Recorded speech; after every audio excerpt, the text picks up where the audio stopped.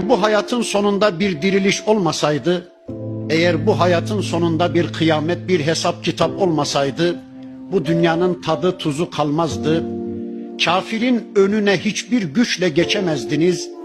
Dişli mi birisi dişsizi yerdi, güçlü mü birisi güçsüzü yerdi ve hiçbir Müslümana da iyilik yaptıramazdınız.